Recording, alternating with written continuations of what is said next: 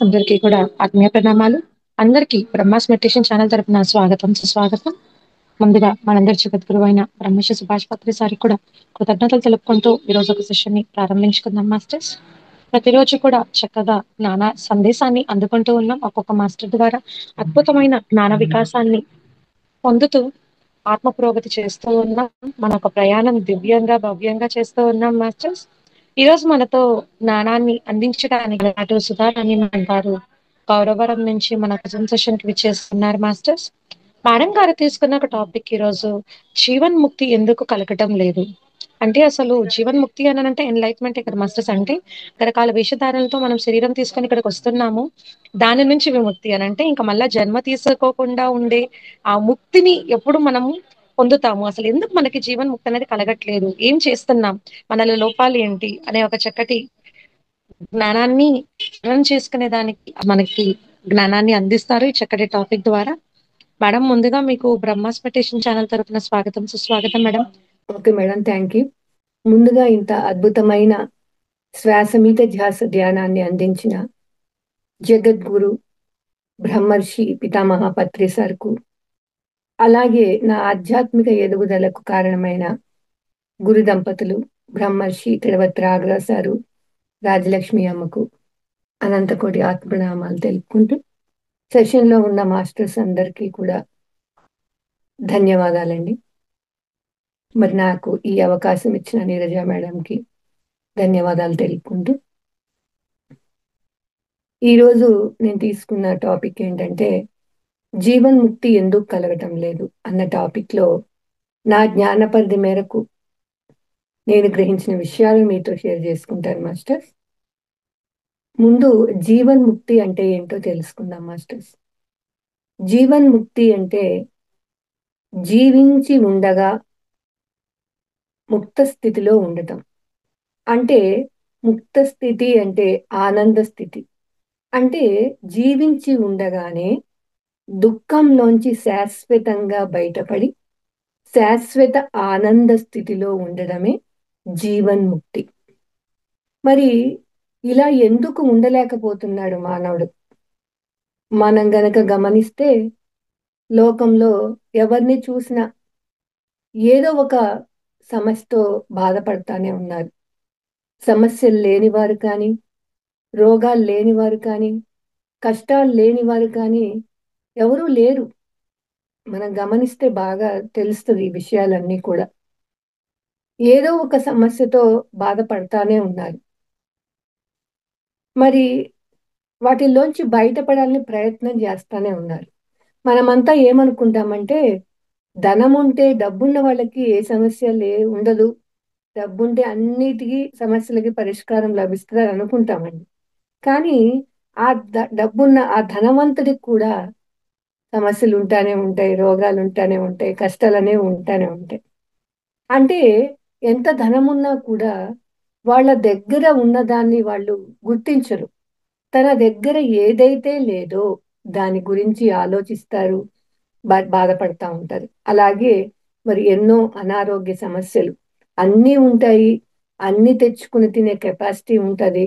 కానీ ఏ షుగరో వచ్చి ఎదురుగా ఉన్న తినలేని పరిస్థితి. దానివల్ల కూడా ఎంతో మంది బాధపడతా ఉంటారు. ఇలా వారికున్న సమస్య నుంచి, వారికున్న కష్టాన్ని నుంచి, ఆ రోగాల నుంచి బయటపడాలని ప్రతి ఒక్కరూ కూడా ప్రయత్నం చేస్తున్నారండి. మనం అంతే ఉన్నాము, మన చుట్టూ ఉన్న వాళ్ళని చూస్తే ఎవరిని చూసినా మనకి తెలుస్తుంది. అలా మరి అలా బయటపడాలి అంటే మనకి దైవ అనుగ్రహం ఉండాలి అని చెప్పి, ఒక పక్క ఏదైనా అనారోగ్య సమస్య వచ్చిందనుకోండి, డాక్టర్ దగ్గరికి వెళ్ళి ఉపశమనానికి ఏవో టాబ్లెట్స్ వేసుకుంటాం.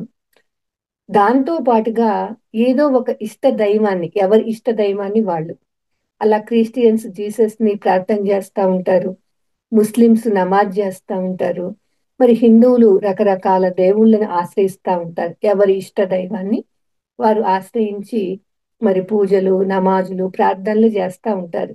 ఎందుకు చేస్తున్నారు అంటే ఈ దుఃఖంలోంచి, తనకున్న కష్టంలోంచి, తనకున్న సమస్యల్లోంచి బయటపడాలనే చూస్తున్నారు. కానీ అసలు ఈ సమస్యకు కారణం ఏంటి? ఇవి ఉన్నవి పోవడం కాదు, అసలు రాకుండా ఉండాలంటే ఏం చెయ్యాలన్న ఆలోచన రాదండి. మనకు కూడా మన జీవితంలో గురువు వచ్చేంత వరకు అందరూ చేసేదే చేశాం. బయటపడాలని ఎన్ని ప్రయత్నాలు, ఒక పక్క దైవ అనుగ్రహం అని పూజలు చేస్తూ మళ్ళా ఎంతో మంది బయట మరి ప్రయత్నాలు చేస్తున్నాం. ఏంటి అది? మరి పేర్లు మార్చుకుంటున్నాం, వాస్తులు చూపించుకొని సరి చేసుకునే ప్రయత్నం చేస్తున్నాం.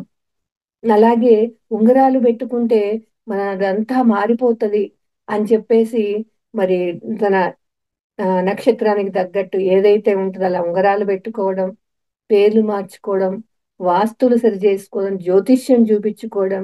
మరి ఎంతో మంది పూజారులను ఆశ్రయిస్తే వాళ్ళేం చెప్తారు? నీ గ్రహాలు సరిగ్గా లేవు, అందుకే నీకు ఇలా జరుగుతాంది. కాబట్టి నువ్వు మరి ఆ నవగ్రహ రాహుకేతువుల పూజ చెయ్యి, నీకు అన్నిట్లోంచి నువ్వు బయటపడతావు, ఇన్ని వారాల పాటు చేయాలి, కాళహస్తి వెళ్ళని చెప్తా ఉంటారు. ఇవన్నీ మన చుట్టూ జరిగాయనండి. అని వెళ్తే వాళ్ళు ఎంత దూరమైనా సరే దానిలోంచి బయటపడాలి అని చెప్పి డబ్బున్నా లేకపోయినా మరి బయట తెచ్చుకోనైనా ఎంత దూరమైనా వెళ్ళి అవన్నీ కూడా చేస్తా ఉన్నారు. ఇప్పుడు చూడండి, మనకు వీసా రావాలని చెప్పేసి అనుకుంటా ఉంటాం, అని అప్లై చేస్తాం. మళ్ళా ఆ వీసా వస్తుందో రాదో అని చెప్పి ఏం చేస్తామంటే ఎవరో చెప్తారు, చిలుకూరు బాలాజీ టెంపుల్కి వెళ్తే ప్రదక్షిణాలు చేస్తే మరి వీసా వచ్చేస్తుందని. అది చెప్పగానే ఎంతమంది వెళ్తున్నారండి. అంటే తను అనుకున్న జరగాలి, తనకి ఏది అనుకున్న జరగకపోతే తనకి అది దుఃఖం, బాధ. అందుకే అది కలగకుండా చూసుకోవడానికే మానవుడు ఎన్ని ప్రయత్నాలు చేస్తా ఉన్నాడు. అంటే మనం కూడా అలా చేశాం, కానీ మన జీవితంలోకి ఎన్నో జన్మల పుణ్యఫలం వల్ల సద్గురువులు వచ్చారండి. మనం ఆ సద్గురువులు వచ్చాక సద్గురువు ద్వారా ఏం తెలుసుకున్నామంటే, నువ్వు దేహం కాదు నాయనా, ఆత్మవు అని మొట్టమొదటిగా రెండు పరమ సత్యాలు తెలుసుకున్నామండి. ఏంటది మొట్టమొదటిది? నువ్వు దేహం కాదు, ఆత్మవి అనేది మొట్టమొదటి పరమ సత్యం. ఇంకోటి ఏం చెప్తున్నారు? నువ్వు ఆత్మవే కాదు, సాక్షాత్తు పరమాత్మవి అని రెండు పరమ సత్యాలు చెప్పారు. మరి గురువు ఏం చెప్తాడంటే, నేను తెలుసుకున్నాను, నువ్వు అనుభవంలో తెచ్చుకోవాలి. నేను తెలుసుకున్నాను కాబట్టి ఏమంటారు సార్ మనందరినీ? వి ఆర్ ఆల్ గాడ్స్ అని సంబోధిస్తా ఉంటారు. ఎందుకంటే ఆయన తెలుసుకున్నారు.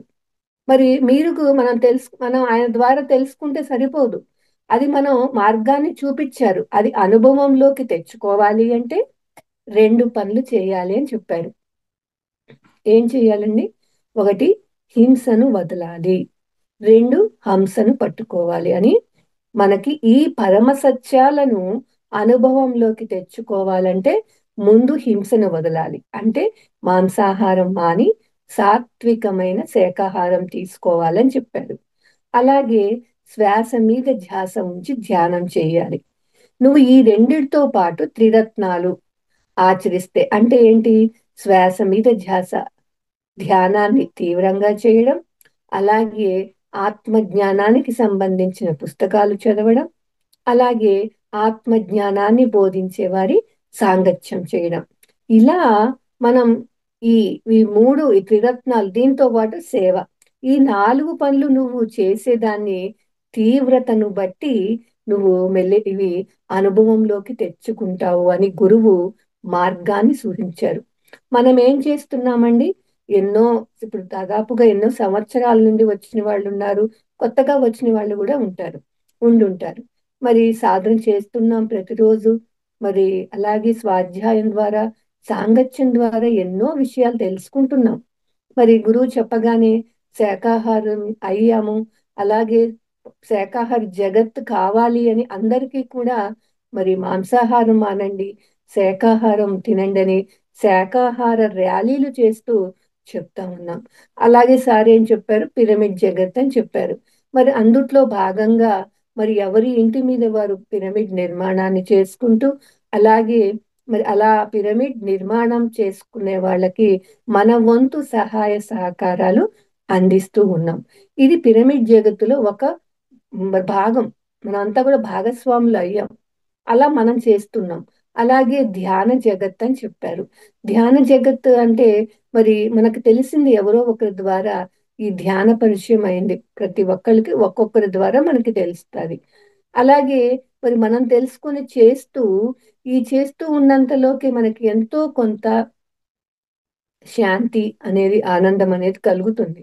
మరి అందరూ అలానే ఉండాలి అని చెప్పి అందరికీ కూడా ఈ ధ్యానాన్ని చెప్తూ ఉన్నాం. అంటే ఈ 3 కూడా మనం గురువు చెప్పినటువంటి పనులు చేస్తూ ఉన్నాం. చేస్తూ ఉన్న ఇక్కడికి మనం గమనించుకోవాల్సిన విషయం ఏంటంటే, ఇదే హైయెస్ట్ కాదండి. నేను కూడా దాదాపు 12 సంవత్సరాల పాటు ఇవి చేస్తే సరిపోతది, ఇదే హైయెస్ట్ అని అనుకున్నాను. కానీ మనం ఏంటంటే ఈ దుఃఖంలోంచి శాశ్వతంగా బయటపడే మార్గం అండి గురువు బోధించింది. ఏదో రోగాలు తగ్గించుకోవడానికి, ఏదో కోరికలు నెరవేర్చుకోవడానికి సంకల్పాలు పెట్టి ధ్యానం చేసుకొని దానికోసం కాదండి. ఇది ఏంటంటే దుఃఖం నుంచి శాశ్వతంగా బయటపడి శాశ్వత ఆనంద స్థితికి చేర్చే మార్గాన్ని, అంత గొప్ప మార్గాన్ని బోధించడం జరిగింది. మరి మనం ఇవి చేస్తూ ఏంటది ధ్యాన జగత్, పిరమిడ్ జగత్, శాకాహార జగత్తులో మన భాగస్వామ్యం అవుతూ ఇంకా మన జీవితంలో మరి మన దుఃఖం నుంచి బయటపడ్డామా లేదా, ఏ చిన్న సమస్యకైనా మరి లేదా పెద్ద సమస్యకైనా ఏమైనా దుఃఖం కలుగుతుందా అన్నది మనం చెక్ చేసుకోవాలి. ఎందుకంటే నేను కూడా ఈ 3 చేస్తూ ఇదే పరాకాష్ట అనుకున్నానండి. అనుకున్నాక తర్వాత మా ఇంట్లో చిన్న చిన్న సమస్యలకి నాకు బాధ కలిగేదనమాట. బాధ కలిగినప్పుడు అనిపించింది, ఇన్ని సంవత్సరాల నుంచి ధ్యానం చేస్తున్నాను, మరి తీవ్ర సాధన చేస్తాను, నైట్ ఎక్కువ చేస్తాను నేను. తీవ్ర సాధన చేస్తున్నాను, ధ్యాన ప్రచారం కూడా ఉంది. మరి కేర్ సెంటర్ స్టార్ట్ చేసి అందరికీ ధ్యానం చెప్తున్నాను. మరి ఇదే అనుకున్నారు, మరి ఎందుకు ఇంకా ఇంత చేస్తున్నా ఇంకా ఎందుకు దుఃఖం కలుగుతుంది అని నాకు నేను విచారణ చేసుకున్నప్పుడు నాకు పత్రిగారి మాట ఒకటి వినిపించిందండి. సందేశం ఏంటంటే, నీకు వీసమెత్తు దుఃఖం ఉన్నా నువ్వు అజ్ఞానంలో ఉన్నట్టే. ఈ ఒక్క పదం నన్ను మార్చిందండి. అంటే నాకు చిన్న సమస్యకే బాధ కలుగుతుంది అంటే నేను ఎంత అజ్ఞానంలో ఉన్నాను. అంటే ధ్యానం చేస్తూ నేను ఇంకా జ్ఞానం సంపాదించుకోలేదా, నేను ఇంకా అజ్ఞానంలోనే ఉన్నానా అన్న విచారణ ఈ ఒక్క పదం వల్ల నాకు తెలిసిందండి. అప్పటిదాకా తెలియలా, అదే చేస్తూ అదే హైయెస్ట్, ఇదే ఇంతకు మించి మనం చెయ్యాల్సింది లేదు అని నేను అనుకున్నాను. కానీ మరి నేను అప్పుడే యూట్యూబ్లో తడవత్తి రాఘురావు గారి వీడియో ఒకటి వినటం జరిగిందనమాట. ఆత్మజ్ఞాని ప్రవర్తన ఏ విధంగా ఉంటుంది. ఆత్మజ్ఞాని దేనికి భయపడడు, దేనికి బాధపడడు, చావుని పుట్టుకని సంబరంగా చేసుకుంటాడు. ఆత్మజ్ఞాని శరీరాన్ని పుణ్యక్షేత్రాలకు తీసుకువెళ్ళడు. ఆత్మను అంటే ఆ పరమాత్మను దర్శించడానికి తన శరీరంలోకి వెళ్తాడు అని ఒక్కొక్క పాయింట్ పత్రిగారు చెప్పినటువంటి ఆత్మజ్ఞాని ప్రవర్తన ఏ విధంగా ఉంటుందో అని ఒక్కొక్క పాయింట్ చెప్తా ఉంటే ఒక్క లక్షణం నా దగ్గర లేదనిపించింది. అంటే ఇంకా నేను అజ్ఞానంలోనే ఉన్నాను అన్న విషయం అర్థమైందండి. అప్పుడు ఆ గురువులను ఆశ్రయించిన తర్వాత వారి దగ్గరికి ప్రతి నెల భీమవరం వెళ్ళటం, అలాగే జూమ్ ద్వారా మరి వారి చెప్పే పత్రికలు అందించిన సందేశాలను ఎంతో వివరంగా లోతుల్లోకి వెళ్ళి మరి వివరిస్తా ఉన్నారు. అవి వింటా ఉండటం వల్ల మరి నాకు అర్థమైంది ఏంటంటే, మనం ఏదో వీటి కోసమే కాదు, దుఃఖం నుంచి శాశ్వతంగా బయటపడాలి అంటే జ్ఞానాన్ని సంపాదించుకోవాలి అన్న విషయం మరి ఈ గురువుల ద్వారా నేను తెలుసుకోవడం జరిగింది. దానికి ఇంకా తీవ్ర సాధన, స్వాధ్యాయం, సాంగత్యం, సేవ ఇవన్నీ కూడా మరి అంతకుముందు చేసే దానికన్నా కూడా ఇంకా ఎక్కువగా, అంటే పత్రికారి పుస్తకాలు చదువుతున్నప్పుడు ఎన్నో విషయాలు అసలు ఆయన ఏం చెప్పారు, మనం ఏం చేస్తున్నాం, ఒక శాఖాహారీ ర్యాలీలు తీసి సరిపోతుందా, మరి పిరమిడ్ కట్టేస్తే సరిపోతుందా, మరి ఏదో నా కోసం ఒక గంట ధ్యానం చేస్తే సరిపోతుందా అని చెప్పేసి చూస్తే అవేవి కాదండి, ఇంకా తీవ్రంగా చేయాలి అని మరి నేను ఆ గురువుల ద్వారా తెలుసుకోవడం జరిగింది.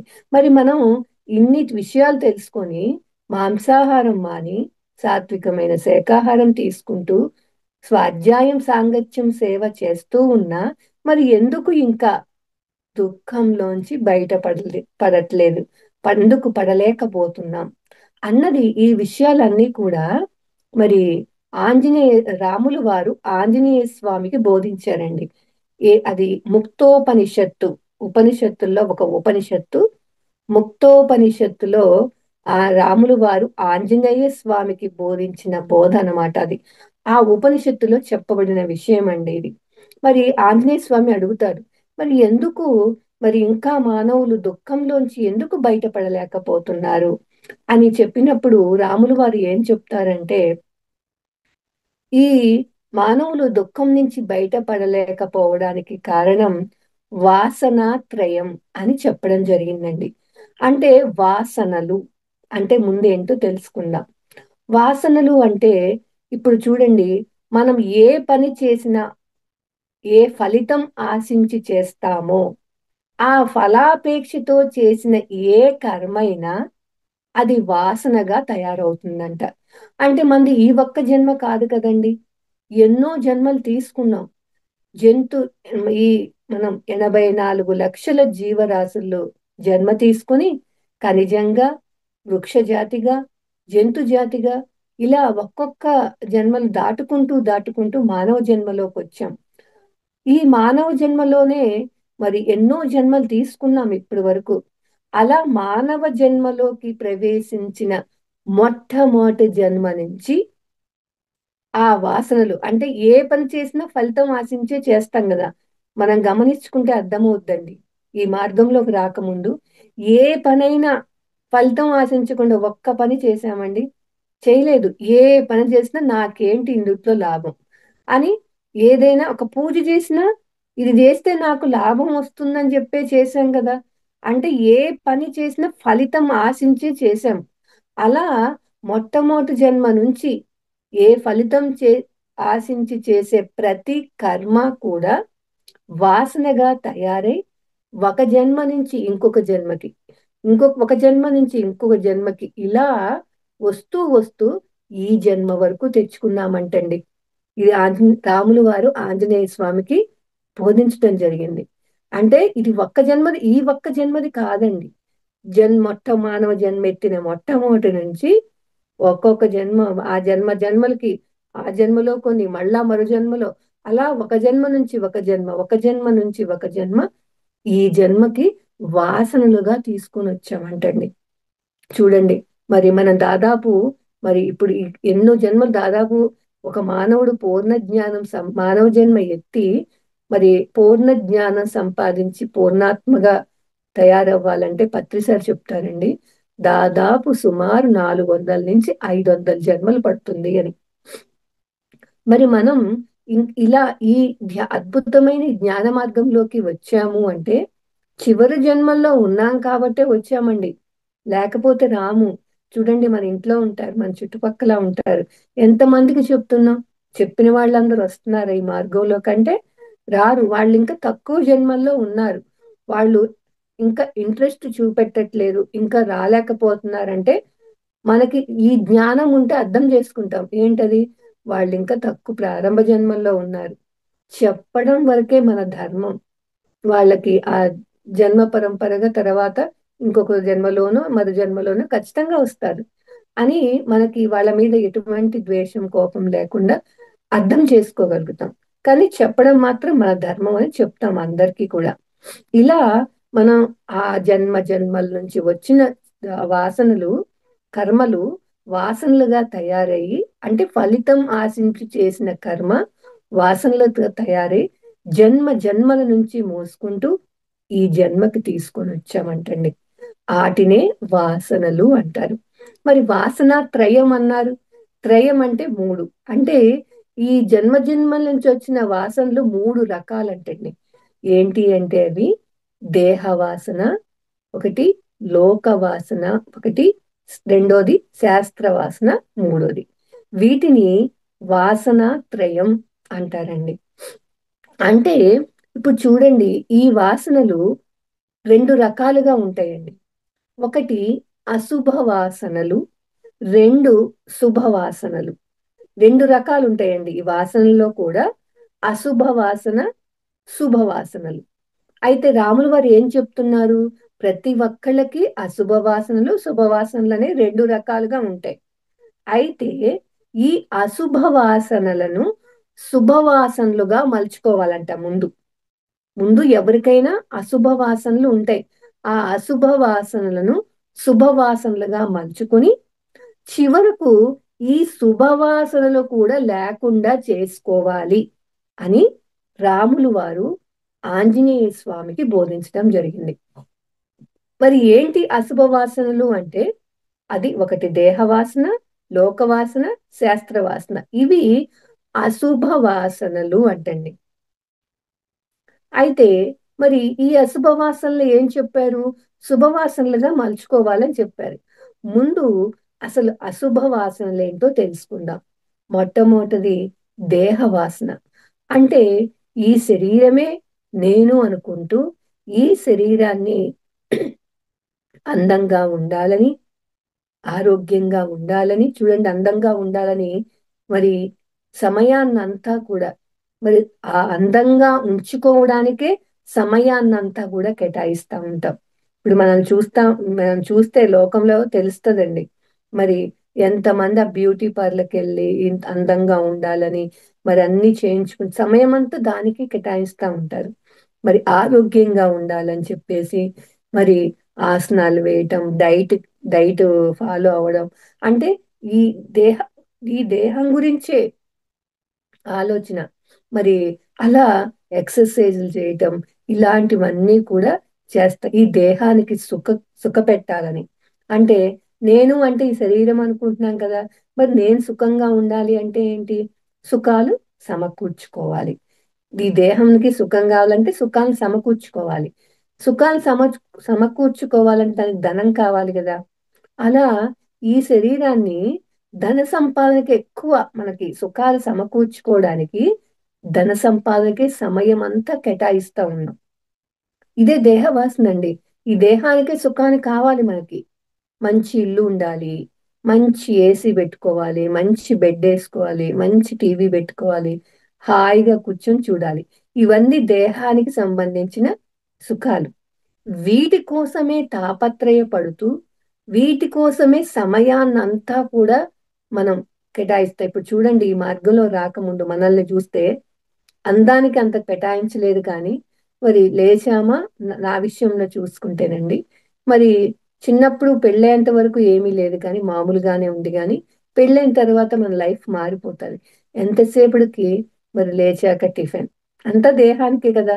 టిఫిన్ చేసామా, ఏం టిఫిన్ చేయాలి, మళ్ళీ అది అయిపోయాక అదంతా క్లీన్ చేసుకున్నాక మధ్యాహ్నం లంచ్ ఏంటి, ఆ లంచ్ లోకి ఎన్ని కూరలు చేయాలి, మళ్ళా అవన్నీ చేశాక మధ్యాహ్నం స్నాక్స్ ఏంటి, మళ్ళా అవి ప్రిపేర్ చేసి తిని కడిగేసి అన్ని చేసేకి నైట్ డిన్నర్ ఏంటి.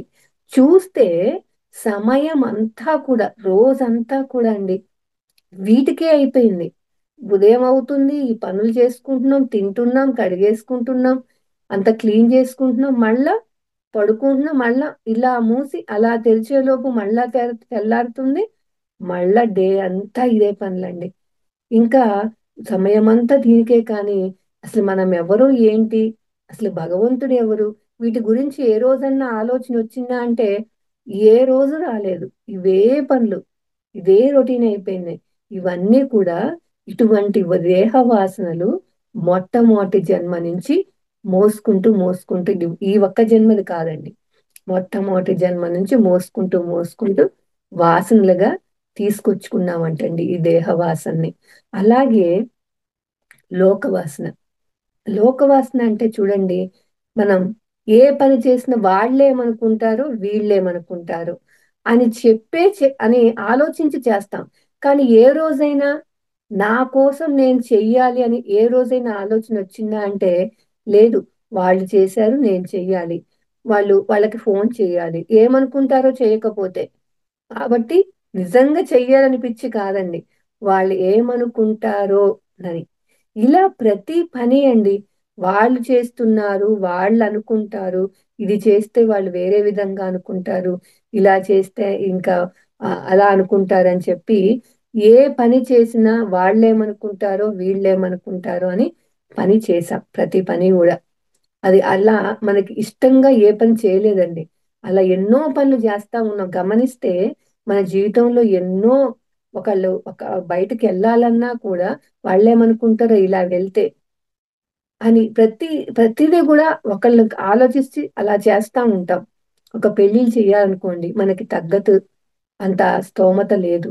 అయినా కానీ తక్కువగా చేస్తే వాళ్ళు వీళ్ళు ఏమనుకుంటారు, అప్పు తెచ్చైనా సరే నేను గ్రాండ్‌గా చెయ్యాలి అని చెప్పి వాళ్ళ గురించి ఆలోచించి, అసలు మన స్తోమత ఏంటి?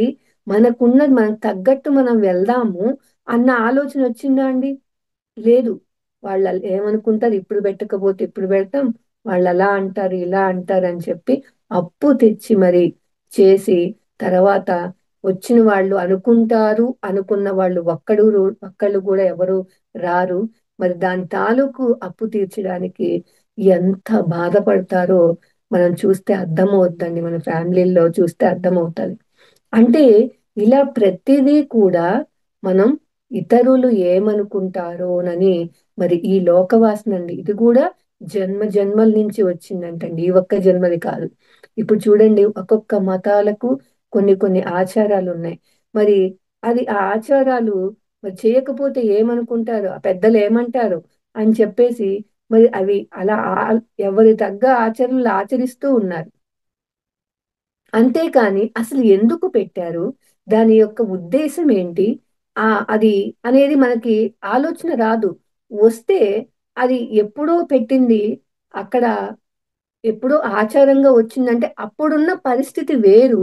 ఇప్పుడున్న పరిస్థితి వేరు. దాన్ని మార్చుకోవచ్చు అన్న ఆలోచన రాదండి మనకి.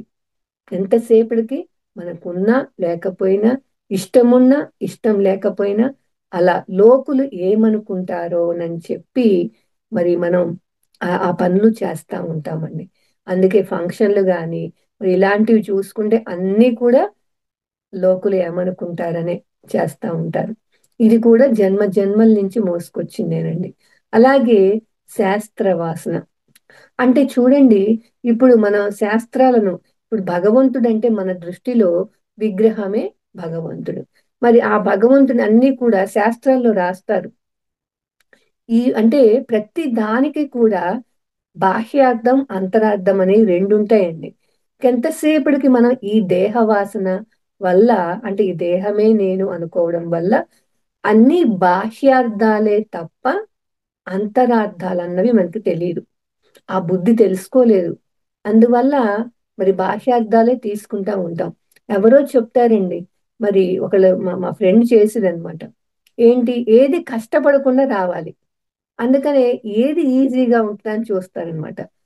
ఏం చెప్పింది రోజు అంట మరి కాలభైరవాష్టకం అనేది రోజు గనక చదివితే కాశీకి పోయినంత పుణ్యఫలం అంట. అది ఎవరో శాస్త్రాల్లో ఏదో ఒక బుక్కులో రాసి ఉంటది. అది దాన్ని పట్టుకొని ఇది కరెక్ట్. ఇది చెయ్యాలి. నేను కాశీకి వెళ్ళకపోయినా పర్వాలేదు. అంత అంత కష్టపడి నేను జర్నీ చేయాల్సిన అవసరం లేదు. ఇంట్లో కూర్చొని కాళభైరాష్టకం చదివితే కాశీ వెళ్ళినంత పుణ్యఫలం వస్తుంది. ఇలా ఎన్ని పుస్తకాల్లో రాస్తారండి. ఒకళ్ళకి హెల్త్ బాగలేదు. ఆమెకు క్యాన్సర్ వచ్చింది. ఎన్నో ట్రీట్మెంట్లు తీసుకున్నారు. అయినా కూడా ఇంకా లాస్ట్ స్టేజ్‌లో ఉంది. ఈ పూజారి గారు ఏం చెప్తారు, ఈ శాస్త్రంలో ఉంది. మృత్యుంజయ హోమం గనక నువ్వు చేస్తే అమ్మాయి మృత్యువు నుంచి బయటపడుతుంది అని చెప్పారండి. మరి చెప్పినప్పుడు మరి ఆ శాస్త్రంలో ఉందని చెప్పాడు గదా! ఖచ్చితంగా జరిగి తీరుతుంది అని 40,000 అవుతుంది అని చెప్పారు ఆ పూజారి గారు. మా మా పక్కన జరిగిన విషయం చెప్తున్నానండి. మరి చెప్పినప్పుడు ఏం చేశారు వాళ్ళు? ఆశ చిన్న వయసు పాప మరి మ్యారీడే చిన్న చిన్న పిల్లలున్నారు. మరి బయటపడితే అంత బావుంటదని చెప్పేసి ఆశతోని ఏం చేశారు వాళ్ళు, మరి మృత్యుంజయ హోమాన్ని జరిపించారు. అది జరిపించిన తెల్లారో, రెండో రోజో ఆమె మరణించింది. అంటే ఇవన్నీ కూడా లోతుల్లోకెళ్ళి అంతరార్థాలు తెలుసుకోం. అలాగే వాస్తు శాస్త్రం ఉంది అని చెప్తారు. ఈ తూర్పున ఇదుండకూడదు, బరువుంది, ఇదుండకూడదు, ఇదుంది అని చెప్పేసి మరి వాళ్ళు ఆ శాస్త్రాన్ని ఫాలో అయ్యి ఏం చెప్తారు, మరి అది గోడ కూల్చేసి ఉండకూడదు అక్కడ. లేదంటే ఇటు ఎత్తుండాలి, ఇటు పక్క కట్టుకోవాలి. ఇలా మూఢనమ్మకాలతో, మూఢ ఆచరణలు ఎంతమంది ప్రయత్నిస్తున్నారండి. ఇది కూడా ఈ జన్మది కాదు. జన్మ జన్మల నుంచి మోసుకొచ్చిందండి. అలా మనకి ఈ 3 వాసనలు, దేహ వాసన, లోక వాసన, శాస్త్ర వాసన, ఇవి అశుభ వాసనలను జన్మ జన్మల నుంచి మోసుకొచ్చుకుంటూ మనమెవరో మనం తెలుసుకోలేకపోతున్నామండి. అందుకే మరి మనం ఇన్ని మరి చెప్పారు కదా, పత్రి గారు మనకి ఎలాంటి మార్గాన్ని అందించారు. ఈ జన్మలోనే శాశ్వతంగా దుఃఖం నుంచి బయటపడి శాశ్వత ఆనంద స్థితిలో జీవించే మార్గాన్ని మనకి బోధించారు. మరి మనం సాధన చేస్తున్నాం, ఎన్నో వింటున్నాం. మరి ఎందుకు ఇంకా మనం ఆ స్థాయికి ఎదగలేకపోతున్నాం?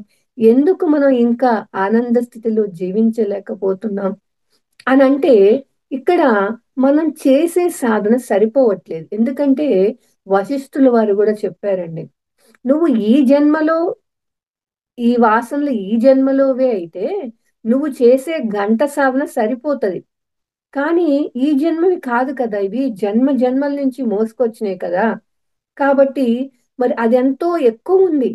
అందుకే అంటారు, ఈ జన్మలో చేసిన కర్మలేమో ఒక పొట్టేలైతే ఈ జన్మలో నువ్వు చేసే సాధన ఇంకొక పొట్టేలు. రెండు కూడా బలంగా ఉన్నాయి. ఏం చెప్పారంటే ఆయన వశిష్ఠులు వారు, ఈ గత జన్మలో చేసిన ఆ ఫలితం ఆశించి చేసిన ఏ కర్మలైతే ఉన్నాయో అవేమో ఒక పొట్టేలంట. ఈ జన్మలో మనం చేసేసిన సాధన ఒక పొట్టేలు. ఈ రెండు బలంగా ఢీకుంటున్నాయి. ఈ బలంగా ఢీకుంటున్నప్పుడు ఇందుట్లో ఏది బలవంతంగా ఉంటుందో అది గెలుస్తుంది. మరి చూస్తే మరి ఎన్ని జన్మ జన్మల నుంచి ఇచ్చిన ఆ కర్మలు ఫలితం ఆశించేసి ఎన్నో పాప కర్మలు చేశాం, మరి ఎన్నో చేశాం, పుణ్యకర్మైన ఫలితం ఆశించే చేశాం. మరి ఇవన్నీ కూడా బలంగా ఉన్నాయి. మరి మనం చేసే సాధన ఎంత ఉందండి? ఉదయం 1 గంట, సాయంత్రం మధ్యాహ్నం 1 గంట మహా చేస్తే, సాయంత్రం 1 గంట. మరి ఇది బలహీనంగా ఉంది. ఇదేమో గత జన్మ వాసనలేమో బలంగా ఉన్నాయి. ఈ జన్మలో చేసే సాధన బలహీనంగా ఉంది. మరి ఈ రెండు ఢీకొట్టు ఉన్నప్పుడు ఏది బలంగా ఉందో అదే గెలుస్తుంది. కాబట్టి మనం చేసే సాధన తక్కువగా ఉంది కాబట్టి, ఇది బలహీనంగా ఉంది కాబట్టి మనం ఈ దుఃఖం నుంచి అంటే ఆ గత జన్మ వాసనల నుంచి మనం బయటపడలేకపోతున్నాం. ఆ దుఃఖం నుంచి మనం బయటపడలేకపోతున్నాం. ఆనంద స్థితిలో జీవించలేకపోతున్నామండి. ఇదే కారణం అని మరి చెప్పడం జరిగింది. వశిష్ఠుల వారు రాములు వారికి బోధించారు వశిష్ఠామృతంలో. అయితే మరి ఇలా ఈ విషయాలు చెప్పడం జరిగింది. అందుకే మనం ఏం చెయ్యాలి? చేస్తున్నాము కానీ చేసేది సరిపోవట్లేదు. ఒక్క సాధన కళ్ళు అసలు సాధన శ్వాస మీద ధ్యాస ధ్యానం అంటే ఏంటండి? కళ్ళు మూసుకొని కూర్చోవడం కాదు. మనసు పని చేయని స్థితిలో గంటలు గంటలు కూర్చోవాలి. అలా మన అలా గంటలు గంటలు మనసు పనిచేయని స్థితిలో అలా మనం సాధన చేస్తూ ఉంటే అలా మనకి అప్పుడు ఆ ఈ దుఃఖంలోంచి బయటపడతాం. అంతేకాని 1 గంట చేసి కళ్ళు మూసుకొని ఎన్ని ఆలోచనలు వస్తాయి? ఆ గంటలో ఎన్ని నిమిషాలు ఆలోచన రహిత స్థితిలో ఉండగలుగుతున్నాం? అంటే దీనికి ఒక్క సాధన శ్వాస మీద ధ్యాస ధ్యానం ఉంటే సరిపోదండి. దానితో పాటు ఈ స్వాధ్యాయం సాంగత్యం కూడా ఇతోధికంగా ఉండాలి. అసలు ధ్యానం ఎందుకు చేస్తున్నాం? ఎందుకు చేయాలి? ఏదో చిన్న రోగాన్ని తగ్గించుకోవడానికా? నేను అనుకున్న సంకల్పం నెరవేర్చుకోవడానిక అని మనం ఆలోచించాలి. వీటి కోసమే కాదు, ఇంకా హైయెస్ట్ దానికోసం, దుఃఖం నుంచి బయటపడి ఆనందంగా జీవించటం కోసం. ఎందుకు? మనం శరీరాలం కాదు, ఆత్మలం. ఆత్మ ఆనంద స్వరూపం. అంటే మనం ఆనంద స్వరూపులమే అయ్యుండి కూడా ఈ శరీరం నేను అనుకోవడం వల్ల ఈ దేహ వాసన, ఈ లోక వాసన, ఈ శాస్త్ర వాసన, దేహ వాసన వల్లే ఇవన్నీ కూడా అనుకుంటున్నాం. లోక వాసన, అందరూ దేహాలుగా భావిస్తున్నాం. ఆ దేహానికి మంచి చెయ్యాలి, మంచి జరుగుద్దని శాస్త్రాల్లో రాస్తున్నారు. ఆ శాస్త్ర వాసన వాటినే నమ్ముతా ఉన్నాం. ఆచారాలు ఎవరు రాసినట్టుగా వాళ్ళు కొన్ని కొన్ని రాస్తా ఉంటారు. వాటి తగ్గట్టు ఫాలో అయిపోవటం. ఇవన్నీ ఎందుకు వచ్చాయి అంటే ఈ దేహ వాసన వల్లే లోకవాసన, శాస్త్ర వాసన కూడా వచ్చింది. కాబట్టి మనం ఈ గంట సాధన కొద్దిగా సరిపోదన్నమాట. మరి మనమే ఆనంద స్వరూపులమై ఉండి ఆనందంగా జీవించలేకపోవడానికి కారణం ఈ దేహ వాసనే. దానికి మనం తీవ్రంగా శ్వాస మీద ధ్యాస ఉంచి ధ్యానం చేయడం, తీవ్రంగా స్వాధ్యాయం అంటే ఆత్మజ్ఞానానికి సంబంధించిన పుస్తకాలు చదవడం, తీవ్రంగా ఆత్మజ్ఞానాన్ని బోధించే సందేశాలు వినడం, అలాగే సేవ. ఈ 4 పనులు తీవ్రంగా చేయటం వల్ల ఈ అశుభ వాసనలను శుభవాసనలుగా మలుచుకుంటామండి. ఎందుకు? ఇవన్నీ కూడా ఈ అశుభ వాసనలన్నీ దేహానికి సంబంధించినవి. శుభవాసనలుగా మలుచుకోవటం అంటే నేను ఆత్మను. నేను ధ్యానం చేస్తున్నాను అంటే పత్రిగారు ఇంకో విషయం ఏం చెప్పారు? ఆత్మ అంటే ఎవరో కాదు, ఆ పరమాత్మ. నువ్వు దేహానికి కాదు ఆత్మవి. ఆత్మ అంటే పరమాత్మ. అంటే నీవే పరమాత్మ అని చెప్పారు. అంటే ధ్యానం చేయడం అంటే నేను సాక్షాత్తు ఆ పరమాత్మ మీద దృష్టి ఉంచుతున్నాను. నేనే ఆ పరమాత్మను తెలుసుకోవడానికి సాధన చేస్తున్నాను. అంతేగాని రోగం తగ్గించుకోవడానికి సాధన చేయటం కాదు. కోరికలు నెరవేర్చుకోవడానికి సాధన చేయటం కాదండి. సాక్షాత్తు నేనే ఆ పరమాత్మను అని తెలుసుకోవడానికి, ఆ సత్యాన్ని అనుభవంలోకి తెచ్చుకోవడానికే సాధన అన్న భావంతో మనం శ్వాస మీద ధ్యానం చెయ్యాలండి. అలాగే ఆత్మజ్ఞానానికి సంబంధించినవి పుస్తకాలు చదవడం అంటే ఈ ఆత్మజ్ఞానానికి సంబంధించిన మరి ఆ ఈ ఎంతో మంది ఈ మార్గంలో పరాకాష్ఠకు వెళ్లి వారి అపారమైన జ్ఞానాన్ని అందించారు. పత్రిగారు మరి వారు రాసిన పుస్తకాలే కాకుండా ఎంతో మంది ఆత్మజ్ఞానులు రాసిన పుస్తకాలు ఉన్నాయి. అవి కూడా చదవమని చెప్తూ ఉంటారు. మరి ఇవన్నీ చదవటం వల్ల మరి మనకి నిరంతరం నువ్వు దేహం కాదు ఆత్మవి, నువ్వు ఆత్మవి అని తెలుసుకోవడం కాదు, ఆత్మ అన్నట్టుగా అంటే దైవం లాగా జీవించాలి అని నిరంతరం వాళ్ళు మరి ఆ పరాకాష్ఠకు వెళ్ళటానికి ఏమేం చేశారు, ఎలా ఉండాలి, మనం ఎలా ఉండాలి అనేది బోధించారండి వాళ్ళు. అవన్నీ తెలుసుకొని మనం ఆచరించే ప్రయత్నం చేస్తాం. అలాగే ఆత్మ జ్ఞానాన్ని సంబంధించిన సందేశాలు వారు బోధించే వారి సందేశాలు వినటం. మరి ఇవి వింటా ఉన్నప్పుడు ఒక్కసారి చదివితే సరిపోదండి. పదే పదే పదే పదే మనం వినడం వల్ల మరి ఎన్నో విషయాలు మనకి ఆ విషయాలు విన్నవే వినడం వల్ల మనకి బాగా మననం అవుతుంది.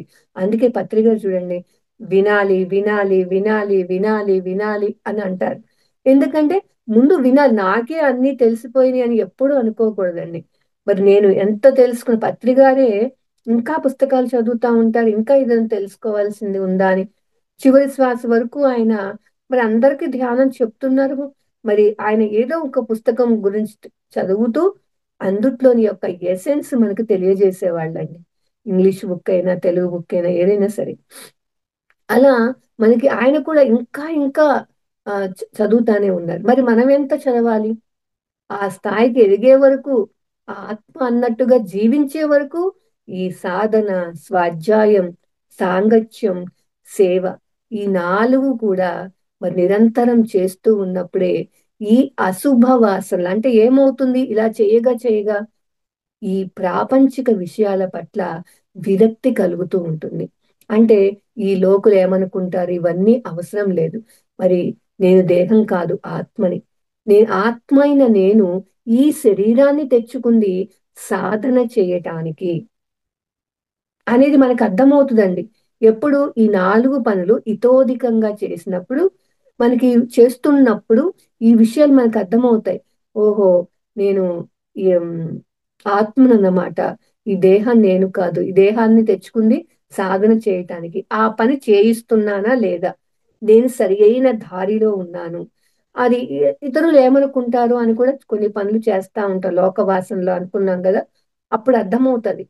వాళ్ళు వాళ్ళు కూడా దేహాలు కాదు, ఆత్మస్వరూపులే. కానీ వారు మనసు యొక్క గుణాన్ని బట్టి వారు ప్రవర్తిస్తూ ఉంటారు. వారు అలా మాట్లాడుతూనే ఉంటారు, కానీ వాళ్ళు ఆత్మస్వరూపులే. ఎప్పుడు అర్థమవుతుంది మనకి? ఈ 4 పనులు మనం నిరంతరం చేస్తా ఉంటే మనకి ఈ విషయం అర్థమవుతుంది. వాళ్ళు ఎప్పుడు ఏదో ఒకటి అనుకుంటానే ఉంటారు.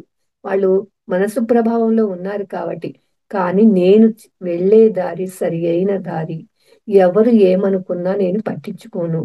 కాబట్టి నేను చేసేది నేను చెయ్యాలి. నేను ఎక్కడికైనా వెళ్ళి అందరికీ చెప్పాలి.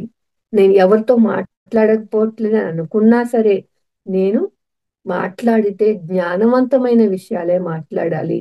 లేకపోతే మౌనంగా ఉండాలి. ఇప్పుడు వాళ్ళ గురించి ఆలోచించమండి. ఇదివరకు మాట్లాడితే వాళ్ళ గురించి ఆలోచించాం. వాళ్ళిట్లా, వీళ్ళిట్లా అని. ఇప్పుడు నేనెట్లా? నాలో ఇంకా లోపాలేంటి? నేనేం సరి చేసుకోవాలి? ఇప్పుడు ఇదివరకు ఏలు ఎదుటివాడి వైపు ఉన్నది. ఇప్పుడు మన వైపుకు మళ్ళిందండి. నిరంతరం మనల్ని మనం గమనించుకుంటూ ఇంకా ఏం సరి చేసుకోవాలి, అసలు ఎన్ని లోపాలు ఉన్నాయని గుర్తించి వాటిని సరి చేసుకునే ప్రయత్నం చేస్తా ఉంటాం. ఇవన్నీ జరిగే కొద్దీ మనకి ఈ లోక వాసన ఇవన్నీ పోతా ఉంటాయి. శాస్త్ర వాసన అంటే ఇంతవరకు కూడా ఈ మూఢనమ్మకాలు, ఆచారాలు ఇవన్నీ ఎందుకు పెట్టారు? వాటి యొక్క ఉద్దేశం ఏమిటి? అంతరార్థం ఏమిటి అని అన్నిటికీ అంతరార్థాన్ని తెలుసుకునే ప్రయత్నం చేస్తామండి.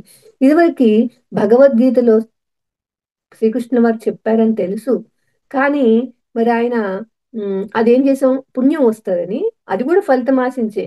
కొంతమంది పూజా మందిరంలో పెట్టుకొని ఫోటోకు పూజ చేసేది, పుస్తకానికి పూజ చేస్తారు, భగవద్గీత గ్రంథానికి. మళ్ళా కొంతమంది అది అధ్యయనం చేస్తే, పారాయణ చేస్తే పుణ్యం వస్తుందని రోజుకు ఒక అధ్యాయం చదువుతారు. ఇలా కొంతమంది ఉంటారు, ఇలా చేస్తా ఉంటారు. మరి అలా చేస్తున్నప్పుడు కూడా మనకేమి అర్థం కాలేదు. కానీ ఇప్పుడు అది పారాయణ గ్రంథం కాదు, ఆచరణాత్మక గ్రంథం. ప్రతి ఒక్క శ్లోకం కూడా మానవుడు ఎలా జీవించాలి అని తెలియజేసేవే అని మనకిప్పుడు ఈ మార్గంలోకి వచ్చాక మరి అంతరార్థాన్ని తెలుసుకునే ప్రయత్నం చేస్తున్నాం. ఉపనిషత్తు ఏం చెప్పింది, మరి ఏం చెయ్యాలని చెప్పింది, ఇవన్నీ కూడా మనం తెలుసుకుంటున్నామండి. అంతరార్థాలు ఏ అవతారం, ఇప్పుడు దశావతారాలు ఉన్నాయి, ఏ అవతారం ఏ యొక్క అంతరార్థాన్ని తెలియజేస్తుంది.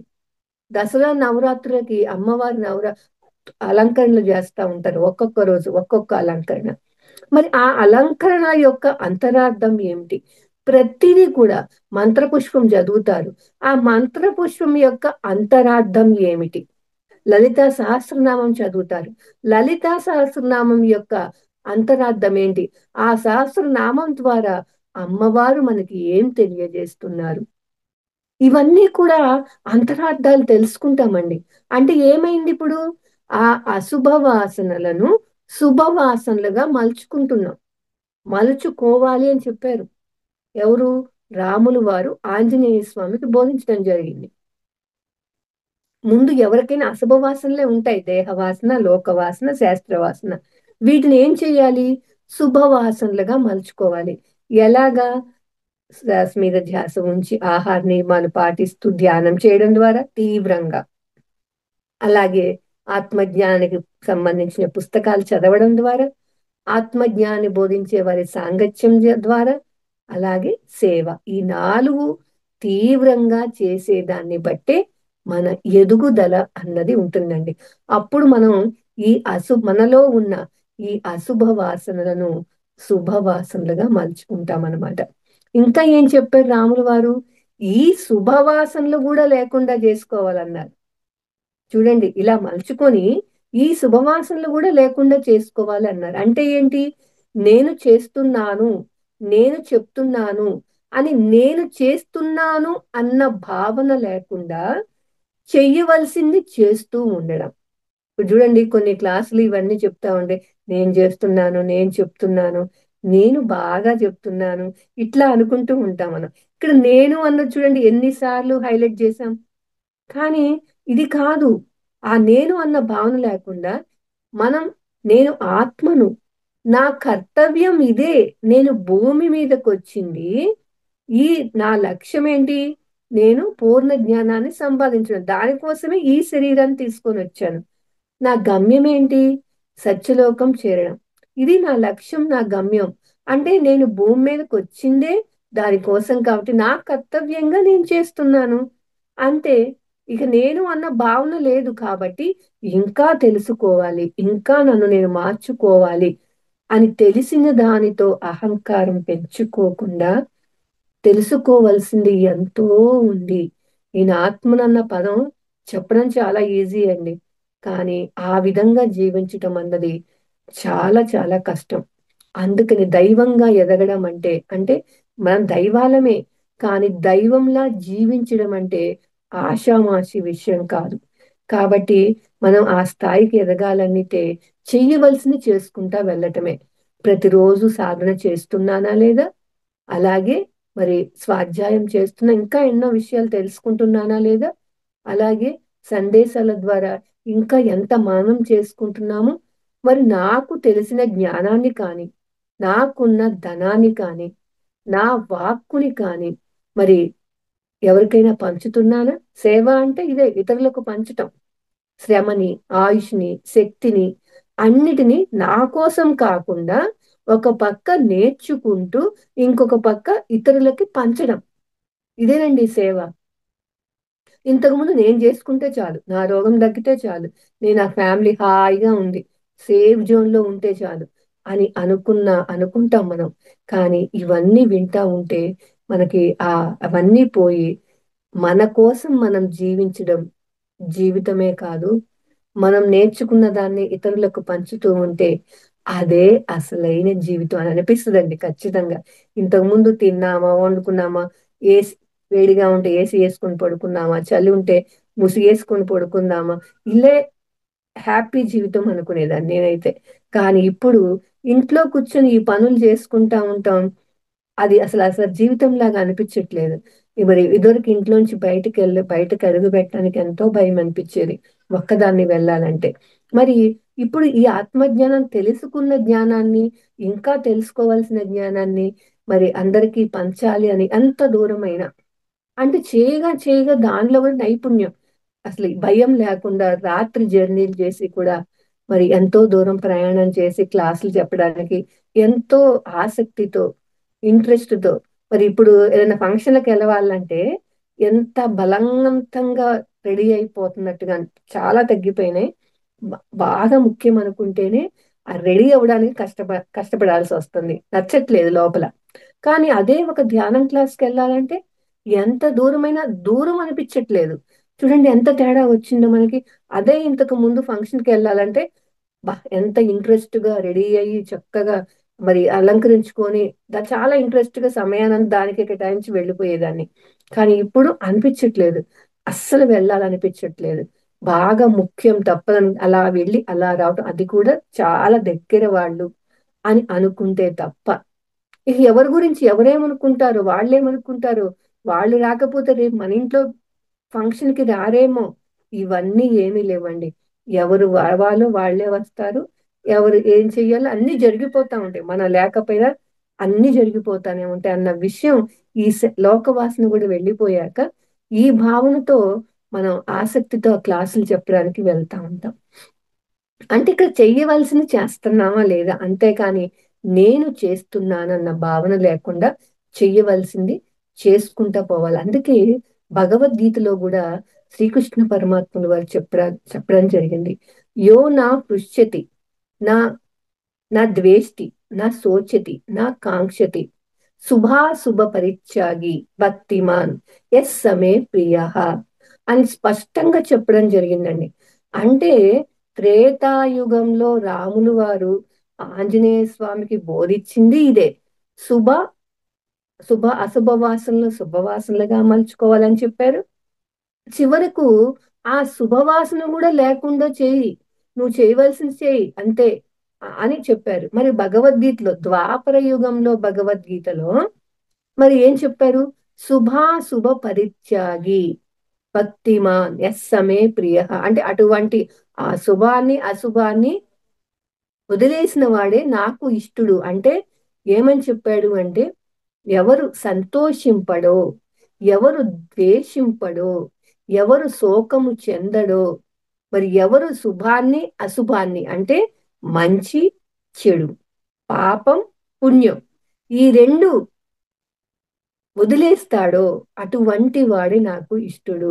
ఇదివరకు చూడండి, పుణ్యం వస్తుంది, ఫస్ట్ ఏమో పాపం అని, పాపం అని తెలియకుండా పాపాలు చేసుకుంటూ వెళ్ళిపోయాయి. అంటే పాపం అంటే ఏంటండి?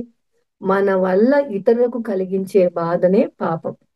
పుణ్యం అంటే మన మన వల్ల ఇతరులకు కలిగే మంచి, పుణ్యం అంటారు. మరి అవన్నీ తెలియకుండా పుణ్యాలు మాత్రం కావాలి, పుణ్యం చేసి స్వర్గలోకం వస్తుందని చెప్పేసి ఆ పూజారులు వీళ్ళందరూ చెప్పడం వల్ల పుణ్యం చేస్తే మంచిదని చేసేవాళ్ళు. కానీ ఆ పుణ్యాన్ని కూడా వదిలేయమంటున్నారు. ఎందుకంటే పాపం అనేది ఇనుప సంకెళ్ళు అయితే పుణ్యం అనేది బంగారు సంకెళ్ళు.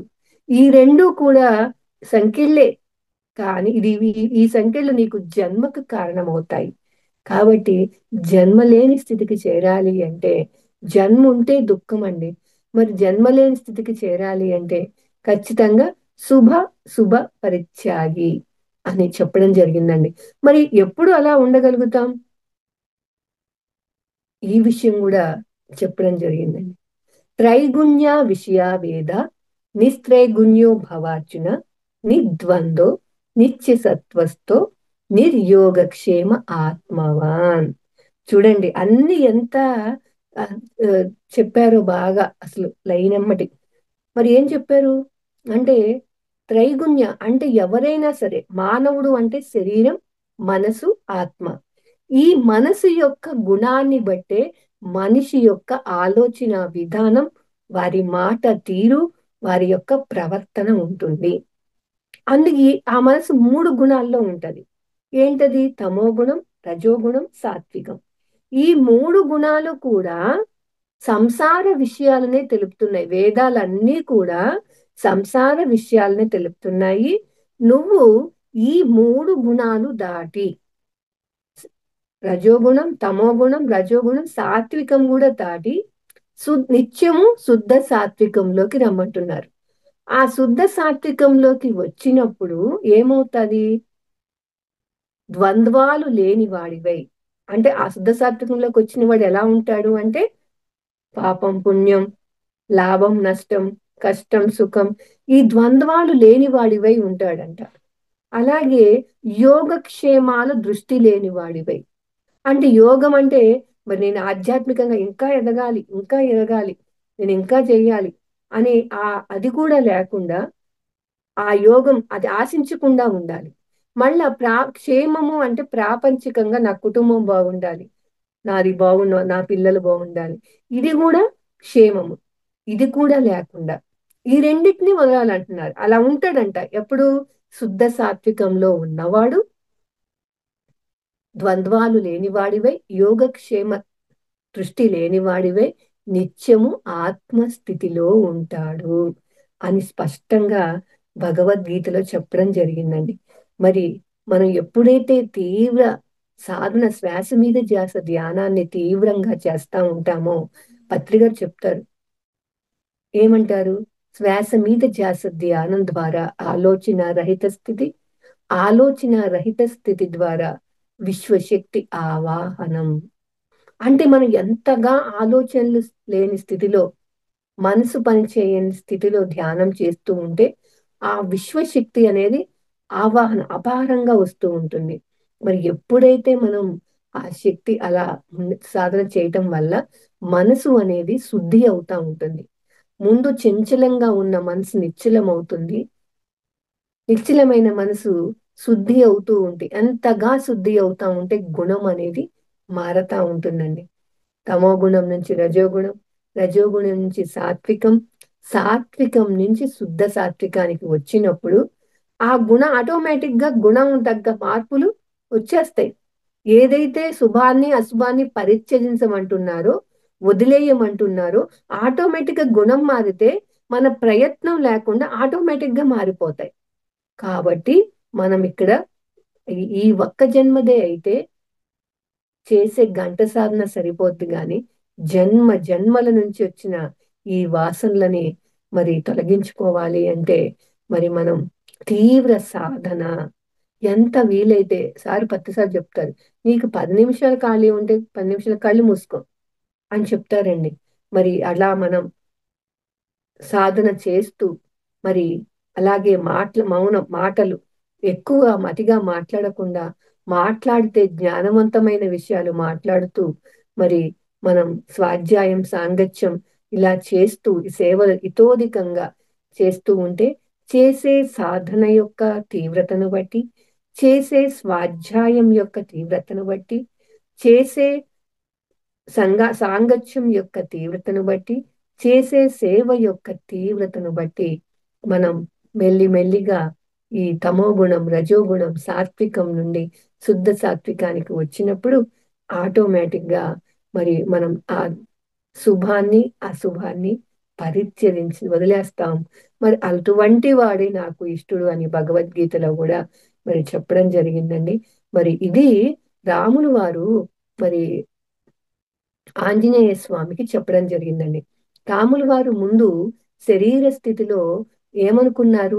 రాములు వారు కాదండి, ఆంజనేయ స్వామి శరీర స్థితిలో ఏమనుకున్నారు అంటే ఇదంతా ఆత్మజ్ఞానం అంతా బోధించాక రాములు వారు అడిగారంట ఆంజనేయ స్వామి, మరి నేను ఇంత జ్ఞానబోధ చేశాను కదా, ఇప్పుడు నీకేం అర్థమైంది ఆంజనేయ అని రాములు వారిని అడిగితే అప్పుడు చెప్పాడంటండి. ఏమని? నేను శరీర స్థితిలో ఉన్నప్పుడు నువ్వు నేను నా దైవానివి, నేను నీ బంటుని అని అనుకున్నాను. అలాగే మరి మనోస్థితిలో ఉన్నప్పుడు నువ్వు నాలో ఉన్నావు అని అనుకున్నప్పుడే కదా గుండెని చీల్చింది అని అనుకున్నాను. మరి ఇప్పుడు ఈ జ్ఞానం మీరు అందించిన ఈ జ్ఞానం అంతా విన్నప్పుడు నువ్వు నేను ఒక్కటే అని తెలుసుకున్నాను రామా అని చెప్పడం జరిగిందండి. మరి మాట భక్తుడుగానే ఉన్నాడు ఆంజనేయ స్వామి. తర్వాత నాలో ఉన్నాడని నిరంతరం సాధన చేశాడండి. ఎక్కడ కూర్చుంటే అక్కడ సాధన చేశాడు ఆయన. దేనికి? ఆ సాధన దేనికి చేశాడు?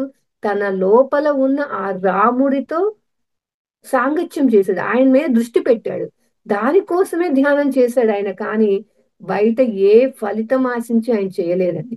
అలా ఆయన చేసినప్పుడు మరి మెల్లిమెల్లిగా అది చేస్తా ఉన్నప్పుడే మరి రాములు వారు ఆంజనేయ స్వామికి మరి ఈ జ్ఞాన బోధ అందించారన్నమాట.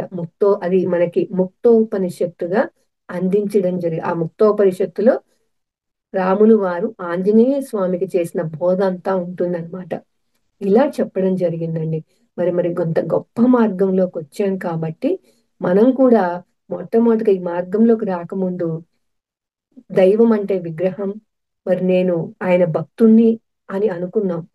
మన జీవితంలో గురువు వచ్చాక ఆ భగవంతుడు బయట ఎక్కడ లేడు, మన ఆత్మగా మన శరీరంలోనే ఉన్నాడు అని చెప్తూ దానికి లలితా సహస్రనామంలో ఒక నామం అంతర్ముఖ సమారాధ్య బహిర్ముఖ సుదుర్లభ అన్న ఆ నామాన్ని ప్రామాణికంగా చూపిస్తూ చెప్పారు సారు. నువ్వు బయట వెతికినా దొరకను, అంతరాన వెతుకుతాను. మరి మనం సాధన చేసేది దేనికంటే ఈ లోపల ఉన్న ఆ దైవం మీద దృష్టి పెట్టడం అండి. అలా మనం చేయగా చేయగా చేయగా ఆ తీవ్రతను బట్టి నేను నేనే ఆ దైవాన్ని అని ఉన్నదంతా ఒక్కటే అన్న సత్యాన్నంతా ఒక్కటే అన్న సత్యాన్ని తెలుసుకోగలుగుతాం. అప్పుడు జీవించి ఉండగానే ఎటువంటి పరిస్థితులు ఉన్నా, ఎటువంటి సంఘటనలు జరుగుతున్నా మనం ఎప్పుడూ కూడా ఆనంద స్థితిలో జీవించగలం అని మరంత గొప్ప మార్గంలోకి వచ్చామండి. ఇంత గొప్ప జ్ఞానాన్ని అందించిన మరి గురువులకి మరొక్కసారి ధన్యవాదాలు తెలుపుకుంటూ మరి నాకు ఈ అవకాశాన్ని ఇచ్చిన టీం మెంబర్స్ అందరికీ కూడా ధన్యవాదాలండి. Thank you madam.